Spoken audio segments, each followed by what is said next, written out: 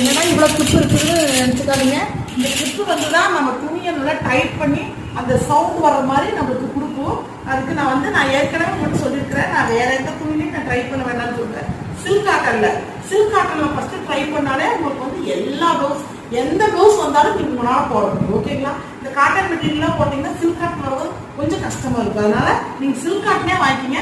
நீங்கள் போட்டு பழகிறீங்க தானே, நல்ல ப்ளவுஸ் வாங்கினாலும் ஓகே, நல்ல டார்க் கலராக வாங்கிக்கணும். அப்போ தான் நம்ம கோல்டு கலரு நிறைய பீட்ஸ் எல்லாம் போடும்போது உங்களுக்கு பார்க்க கொஞ்சம் பளபளன்னு கவர்ச்சி பார்க்கறதுக்கு ஆசையாக உங்களுக்கு மீண்டும் மீண்டும் போடணும் தோணும். லைட் கலர் வேண்டாமே, ஏன்னா அழுக்கு படுவோம் சீக்கிரம். ஏன்னா நம்ம எந்திரிச்சு போவோம், வருவோம், போடுவோம், 2 நாள் வச்சுக்கலாம், அப்படியெல்லாம் இருக்குது. சரிங்களா? நான் டார்க் கலராக வாங்கி நான் பிங்க் கலர் வாங்கியிருக்கிறேன். கொஞ்சம் பார்க்கறதுக்கு இது கொஞ்சம் இதாக இருக்கிறதுக்காக.